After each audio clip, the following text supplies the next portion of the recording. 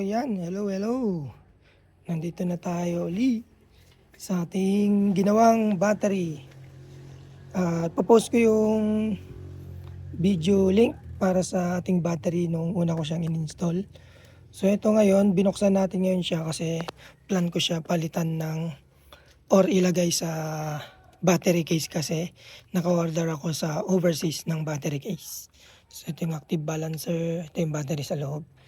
So i-test natin yung battery voltage dito sa lead nito, pero tatanggalin natin tong terminal sa active balancer para matest natin. So wait lang.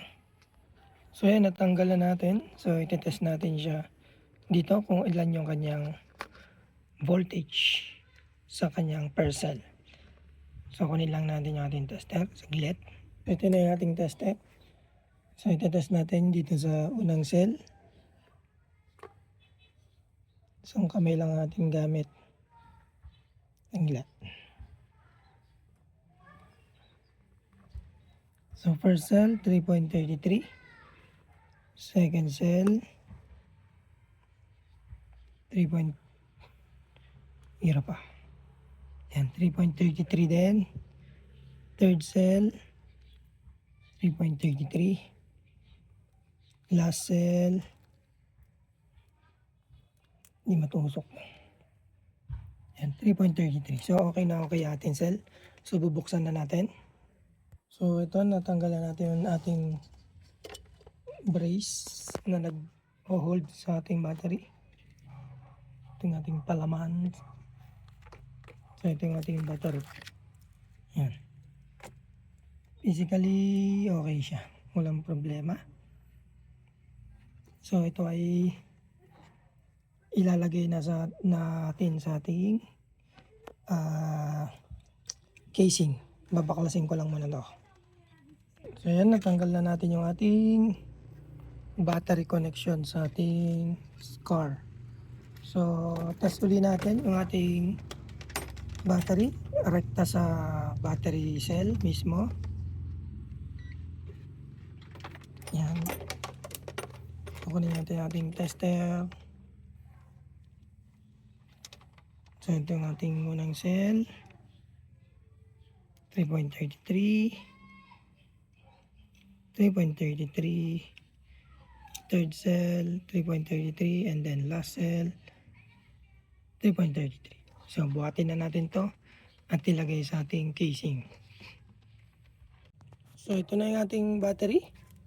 Ito yung case na nabili ko sa overseas, around 1.8, more or less 1.8 to. Ewan ko lang yung price ngayon. Tapos itong terminal post, separate pa to binili ko eh. Kasi yung terminal post na original is malaki. So kailangan nating ma-reduce para mag-fit doon sa ating sasakyan. So next na video ko ay shoot ko na to dito. Okay? Fit naman yan eh. So pag sinukat yan, kakasya naman yan. Pag ganyan.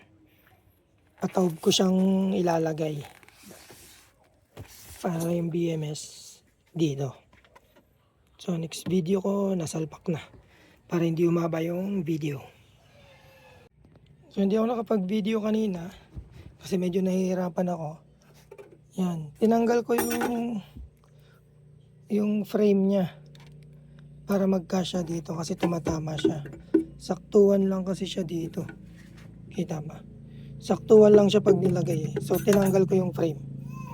So yung in-install ko dito ay nilagyan ko ng BMS na 100 ampere. Tapos ang peak nito, yung surge niya, kaya niya ng 350. So sakto lang sa ating sasakyan. Tapos tanggalin ko muna to. Pakita ko yung dito.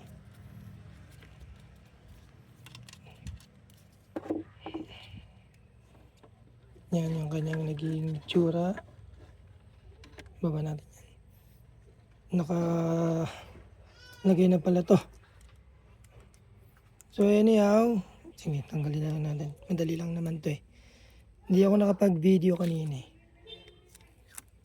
So, tanggalin natin to. Yan. Ito yung mga connection niya, tanggalin natin. Wala naman special. Yan. Tanggalin natin to. Pakita ko lang. Yan. Tinanggal ko yung frame niya para mag-cash siya. So, yan siya.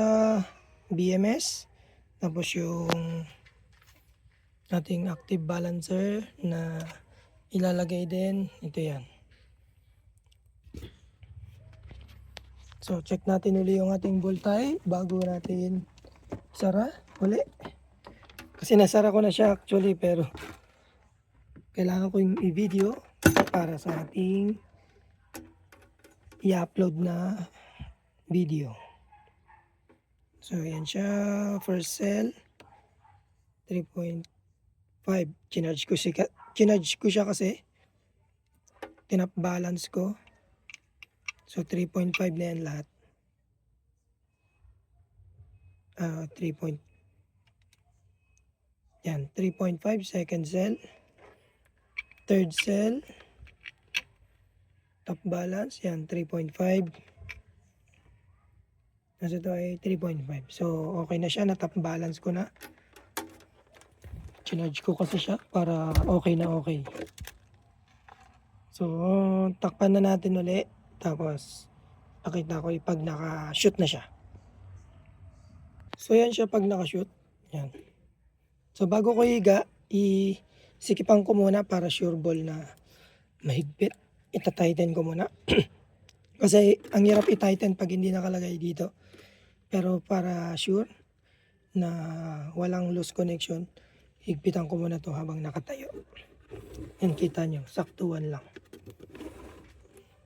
Yan, tapos ko na siyang i-tighten. Okay naman siya lahat. Wala nang magiging loose connection yan. Ihiga ko na siya. Bago pala natin ihiga, lagay muna natin yung mga kanyang mga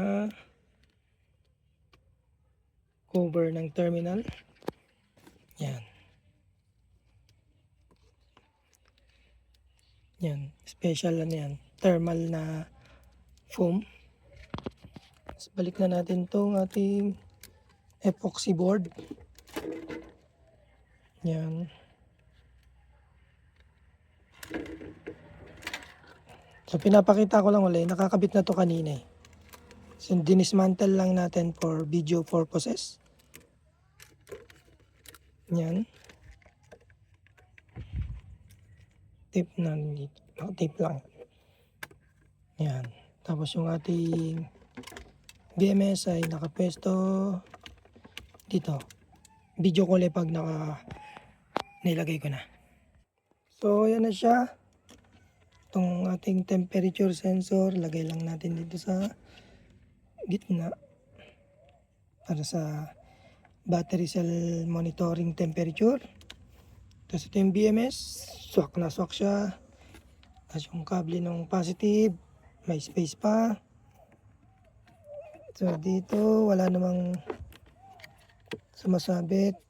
Okay na okay, may space. Nilagyan ko na rin ng spacer para may gap siya sa parcel. So, okay na to. Ready na to na takpan. Ilagay muna natin yung ating active balancer. Munti ka na makalimutan. So, nalagay na yung active balancer. Yan, may ilaw na. Nilagyan ko ng paa para swabe siya. Hindi naman na kailangan ng cover dito para sa active balancer. Tapos ito pala yung kanyang Bluetooth. Hindi kailangan tong ilabas kasi mainit dun sa labas ng sasakyan. Baka masunog. Tingnan, nasunog. Susunog siya. So ilagay na lang natin dito sa loob. May space pa naman. Ilalim natin dito.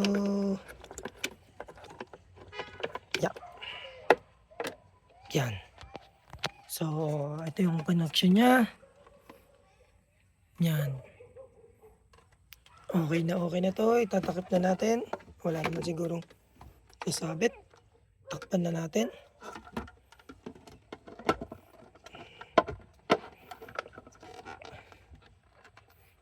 So, wait lang.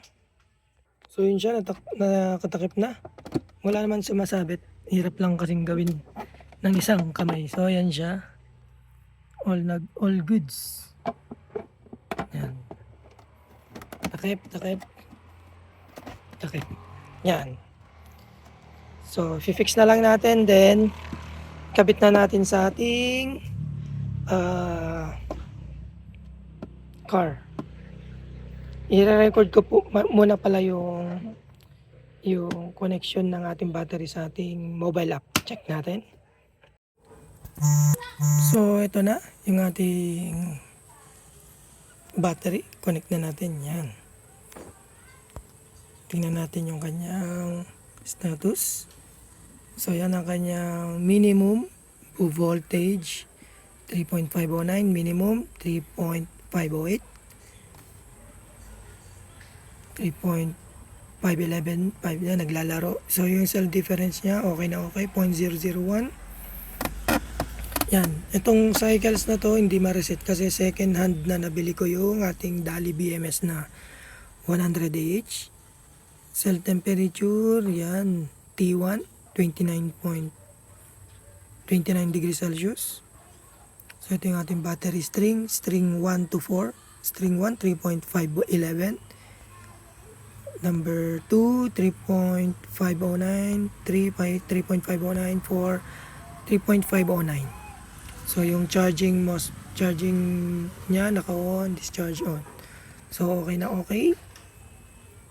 Active balance, wala to. Optional yan. Wala akong nilagay na ganyan. Para na Dali BMS kasi yan.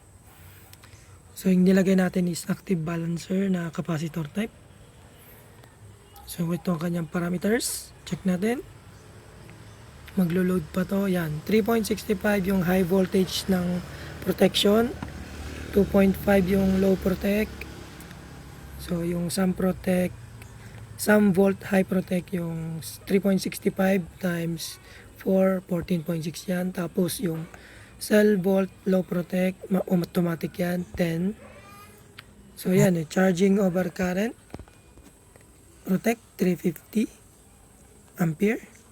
Tapos yung discharge over current niya is 350. Cell characteristic yan, LiPo4, lithium iron phosphate, 75Ah, 3.2 siya yung cell voltage reference niya. So yan siya. Board, wala naman to. Temperature, yan, keep nyo na lang yung default. Tapos yung parameters, pwede mo siyang i-on, i-off, discharge yan. So, okay na to. So, check natin yung, okay na tayo sa application, then check natin yung terminal voltage naman ng ating battery. So, ito na yung ating negative. So, yung ating terminal post na nabili ay may label, negative. Tapos ito ay P, positive. So, again, yung kasama kasi nung casing malaki, yan lang yung available. So, kailangan nating i-reduce. Yung copper terminal post na to nasa 1,000 plus din to itong dalawa. So, malaki-laki din ang gastusin. So, test na natin. Positive, negative. Yan, 14.01. So, okay na okay siya. So, ilagay na natin sa ating car. So, ito na yung ating battery. Yan, kayang-kaya buhatin ng isang kamay. So, lagay na natin dun. Yan, o. Nakarang. Yan, so, positive. Baliktad. Ubya. Baliktad tayo. Yan. So, yan. Positive. Yan, swak na swak. Walang problema. Ilan bang dangkal to? Sat kalahati. Tapos ito ay 3/4. So, okay na okay siya. Walang problema. So, pwede na. Ito, sukat na siya. Maliit kasi itong sa battery connection ng car natin. Pag dito hindi kasya. So ito, yan. So lagay na natin to. Wait lang, kunin natin yung tools. So yan, nalagay na natin yung ating, so ito na yung ating battery. Yan, nailagay na natin yung ating positive terminal connection tsaka yung negative. Next naman natin lalagay is yung support. Yan. So yan, nalagay na natin yung ating bracket. Wala nang alog to. Yan. So next is panda rin naman natin yung ating sasakyan. Yan. Testing natin. Dito ba yung testing susi? Yan. One click nga ba? Yun. Walang problema. Check natin. Okay naman. Yan. So, walang problema during startup. So, check naman natin via Bluetooth. Tignan natin yung kanyang status sa app pag during startup. So, yan. Umaandar ngayon yung ating car. So, naririnig nyo sa ating background. Papatayin ko muna siya. Then, check natin yung magiging status ng ating battery during startup. So, patayin ko. Yan, nakapatay. So, yan. Nagdi-discharge siya. -5 kasi sa ating consumption ng ating car. Yan. So, tapakan ko yung ating preno. I-start natin.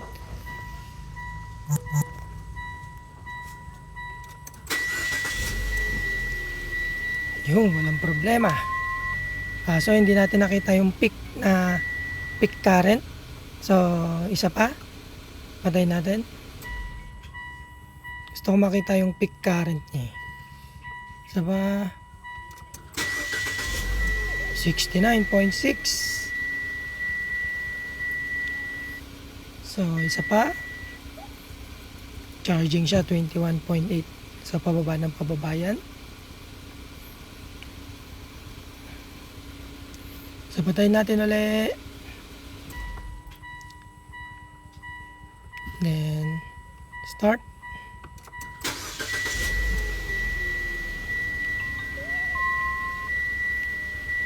Yan. Walang problema. Isa pa.